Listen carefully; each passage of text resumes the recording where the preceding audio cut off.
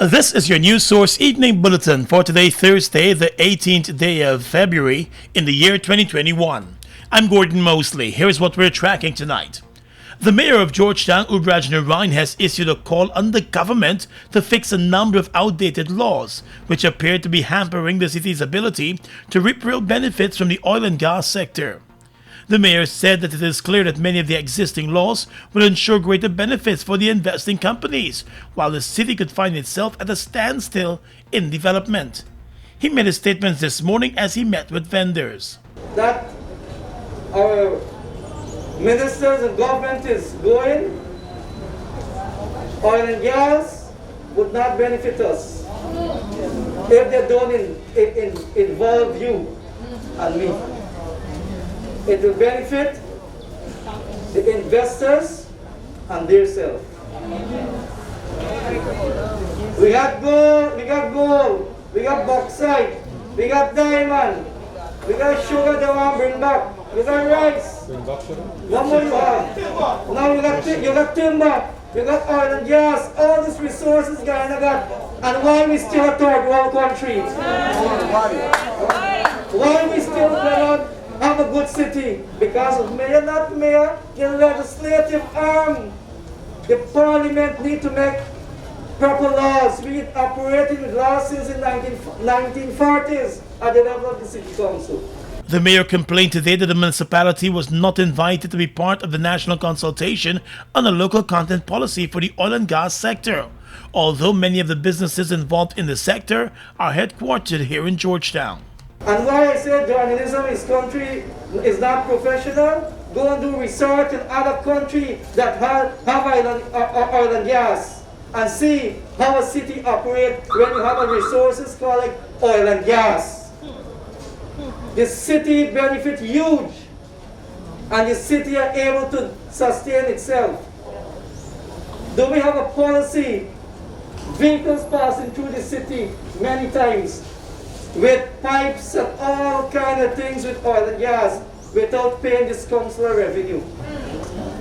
You want me to depend on rates and taxes alone? And the mayor also said the laws governing rates and taxes for the business community ought to be updated to ensure the city benefits. So if you don't have a proper revaluation in the city, this city mayor will come and go and the city will suffer. The city will suffer. Administration will come and go and the city will remain the same. Because you know what? You know what? Because you have political party and leaders who don't see one Guyana, they see a divided Guyana. When you see one Guyana, you must include everyone. Since the new government took office last August, it has developed a tense relationship with the city council. It started doing city works without consulting the municipality, and the government wants a full audit of the city's finances to be done before it begins lending its full support to the municipality. More news coming up in just a moment. GTT is celebrating our 30th year of proudly serving Guyana. You're invited to join the celebration with 30% off your internet for 3 months when you sign up for Blaze high-speed internet powered by Plume Home Pass. Promotion runs from January 29th to February 28th. Take advantage of this offer today using promotional code BLAZE330. Visit gtt.gy Blaze discount 17 for full details. GTT and you, together we rise. You taste the cheese, you hear the crunch. Grab a zoomers and zoom into fun. And with the first taste, you feel like you don't want it done. Blast off to a whole new place with every single bite. The cheesy goodness bring your taste buds alive. So let's just zoom into fun with this wheel-shaped light. Zoomers, zoomers, zoom into fun. This is Annie Bina. She's a clothing designer. She also likes to hang out with her friends. However, a life-changing event is about to occur. The mosquito that bit Annie Bina is infected with a tiny worm that causes lymphatic filariasis, also known as filaria. But what is filaria? Filaria is a disease that affects a person's lymphatic system, causing legs, arms, breasts, or scrotum to swell and eventually remain in a swollen state that cannot go back to normal. Filaria shows no symptoms during the early years. Untreatable chronic symptoms can appear as late as 20 years after infection. Since there are no symptoms in the beginning, most infected persons do not know they're infected, like anibina. When the symptoms begin to appear, nothing will be able to make them disappear. Are you sure that you've not been infected like anibina? What can you do then since you see no symptoms? Take your pills. Prevention is the best cure. A message from the Ministry of Health in collaboration with PAHO WHO. Dare to slay. Are you prepared to represent all Guyanese women on the Miss World stage? Entrepreneurs, social media influencers, beauties with degrees, athletes, humanitarians, and performing artists, top models with charisma, and oh yes, if you so please, friends or frenemies who are as real as can be. Dare to slay, then apply without fear, making 2021 your boldest, bravest year. Win a car, 500,000 in cash, and loads of other prizes fitting for a queen. It's Miss World time. Are you ready to slay? Victoria Regia Season 1 begins. Apply today. www.missworldguyana.com. GBTI is your Guyanese bank, a bank that understands every customer's unique needs, opportunities, challenges, and financial concerns. At GBTI, we see you for you. Whether you're buying a new home or car, planning your next vacation or retirement, saving for your child's future, or whether you're ready to take that bold step of investing in your dream business idea, we are with you every step of the way. We hear your stories and watch you focus on your dreams as we share your aspirations. We are more than just banking. We are a family. We are part of your community. Our commitment extends way beyond the walls of our branches and is demonstrated every day in the opportunities we provide to our individual and business customers. The support, time, and commitment we give back to communities across Guyana to help improve the lives of our Guyanese families. Because we see Guyana through your eyes. Fuel it up and drive, super 95. Tune up. Fuel it up and drive, super 95. Tune up. Protect your fuel system, boy. High mileage and performance, boy. Guyoil Super 95 gasoline gives you more reasons to drive and is available at 56 service stations nationwide. For affordable price, high performance, and high mileage, choose Guyoil's Super 95 gasoline. Fuel it up and drive.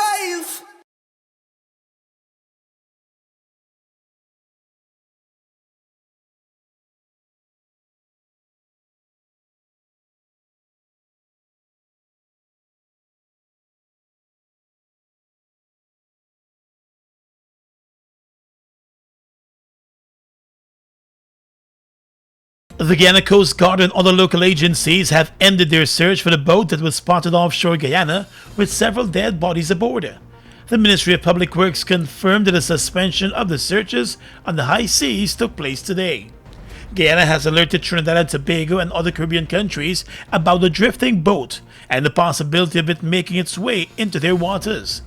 The U.S. authorities have also been alerted about the situation. The boat was first spotted about 80 miles off the coast of Guyana by an outgoing vessel on Monday afternoon.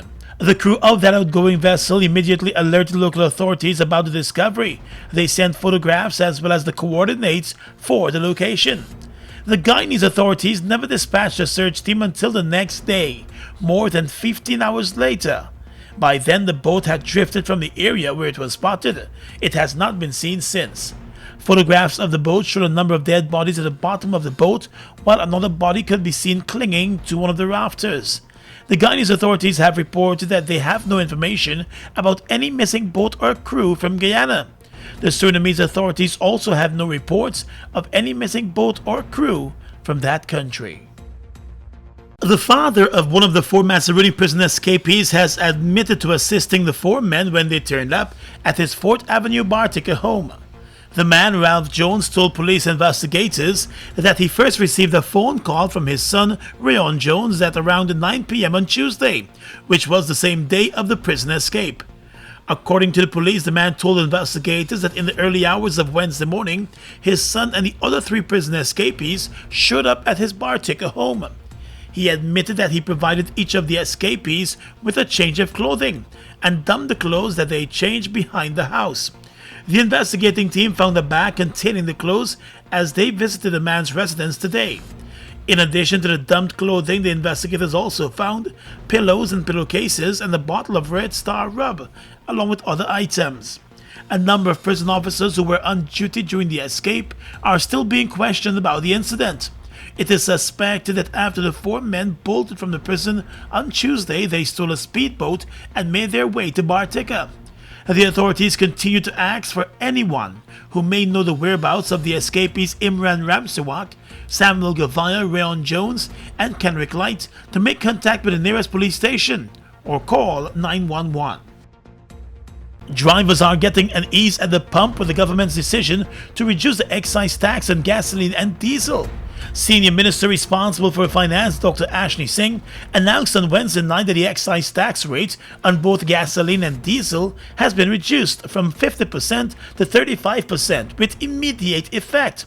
The reduction in the taxes saw an almost immediate reduction in the price for gasoline and diesel. According to the Finance Ministry, gasoline prices are now expected to be reduced from $184 per litre to $170 per litre, and diesel prices from $170 per litre to $160 per litre. The move to reduce the taxes was triggered by the increase in oil prices on the world market. Oil prices increased from $35 per barrel in October to the current level of $60 per barrel, US dollars. Minister Singh said the adjustment in the taxes is in keeping with the government's commitment to ensure that domestic customers are protected from sharp price escalations on the world market. A husband and wife from Linden appeared in court today to face charges of drug trafficking with their attempt to ship 6 pounds of cocaine out of Guyana in a box of fudge. 36-year-old Shaka Nunes and 45-year-old Vanika Williams appeared before the chief magistrate this morning. The husband, Shaka Nunes, immediately entered a guilty plea to the charges, telling the court that he has 5 children and does not want to waste the court's time. He was immediately sentenced to 4 years in jail and fined $1.7 million. With his guilty plea, the Customs Anti-Narcotics Unit decided to withdraw the case against the wife, Vanika Williams, and she was set free. The woman had claimed that she was asked by the husband to ship the package, but was unaware of its contents. The 2 were arrested on Monday after a search of a box of fudge that they were shipping to the U.S. revealed a quantity of cocaine. The package was reportedly dropped off first at the DHL shipping office in Linden, but it wasn't until it got to Georgetown that the discovery was made during preparation for the shipment to the U.S. County agents tracked the couple down and made the arrest.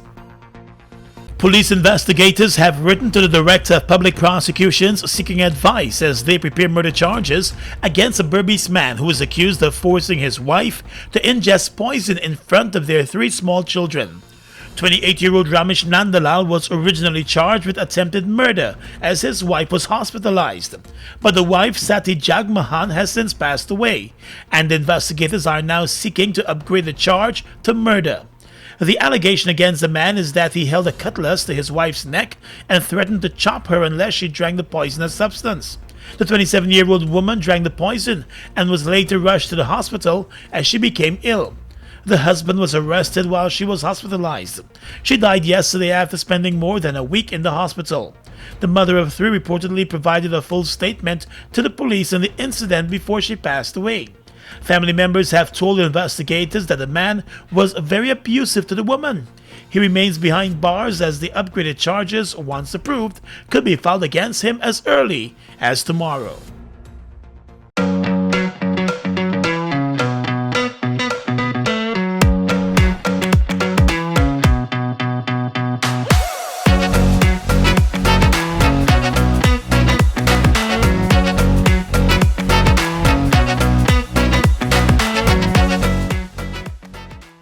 This is Annie Bina. She's a clothing designer. She also likes to hang out with her friends. However, a life-changing event is about to occur. The mosquito that bit Annie Bina is infected with a tiny worm that causes lymphatic filariasis, also known as filaria. But what is filaria? Filaria is a disease that affects a person's lymphatic system, causing legs, arms, breast, or scrotum to swell and eventually remain in a swollen state that cannot go back to normal. Filaria shows no symptoms during the early years. Untreatable chronic symptoms can appear as late as 20 years after infection. Since there are no symptoms in the beginning, most infected persons do not know they're infected, like Annie Bina. When the symptoms begin to appear, nothing will be able to make them disappear. Are you sure that you've not been infected like Annie Bina? What can you do then, since you see no symptoms? Take your pills. Prevention is the best cure. A message from the Ministry of Health in collaboration with PAHO WHO.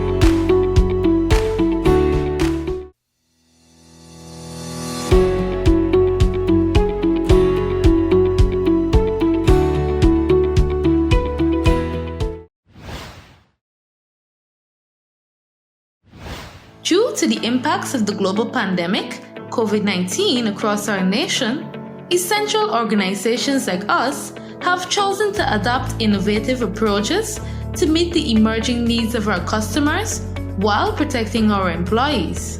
Here are some quick tips to make managing your GPL bill easier while we practice social distancing. To register for electronic billing, you can use the e-billing tab on your website. To access your bill balance, you can use 4 options: the website live chat at gpl.net, the online inquiry on our website under billing, SMS freedom by texting your GPL reference number to 624-0400 or 608-8400, or call our call center at 226-2600. A message from the Guyana Power and Light Incorporated. We are legions of men standing strong, but never too proud to stoop and help someone. We must send a clear signal to all. Do right, walk in upright ways, knowing that's what being a man is all about. And ever aware that things will only get worse when good men do nothing. Stand strong. Be the one to live right. Across the region right now, in a landmark move in the country's fight against COVID-19, 100 frontline health workers in Trinidad and Tobago were the first to be vaccinated, as the Ministry of Health began its first phase of vaccinations. They received their first 2 doses of the Oxford AstraZeneca vaccine. The first person to receive a dose was Keisha Privat Gomez, a nurse who treats COVID-19 patients at the Infectious Disease Control Department in the Cora Hospital. She admitted that she had her reservations about getting the vaccine at first, but after doing her research, she was convinced. The health minister in Trinidad, Terence Dial Singh, proclaimed that he is proud that the health workers have come forward to be vaccinated. The U.S. Customs and Border Protection Agency says officers assigned to the Anti-Terrorism Contraband Enforcement Team at the Fort Lauderdale Hollywood International Airport seized over 8 pounds of cocaine concealed within luggage arriving from the Bahamas on Monday. On Wednesday, the body said that during an inspection, officers discovered 4 cocaine bricks, about 8.6 pounds. It said the bricks contained a white powdery substance that field tested positive for cocaine. The estimated street value of the cocaine was just over $200,000 US. It said an individual claiming the bag attempted to flee but was arrested. The agency also said it routinely conducts random inspections on international passengers and cargo and searches for narcotics, unreported currency, weapons, prohibited agriculture, and other illicit products. And finally tonight, international news. An inquiry in Colombia has found that more than 6,000 civilians were killed by the military between 2002 and 2008 and falsely passed off as enemy combatants. The number of killings known as false positives is also 3 times higher than previous estimates. The inquiry is by a special court looking into crimes committed during a half-century of conflict between troops and left-wing rebels. A peace deal ending the conflict was signed back in 2016. The scandal first erupted in 2008, but the practice is thought to date back as far as the 1980s. More than 1,700 persons have already been sentenced for their role in the crimes. And that's your News Source Evening Bulletin for tonight. I'm Gordon Mosley reporting. Be safe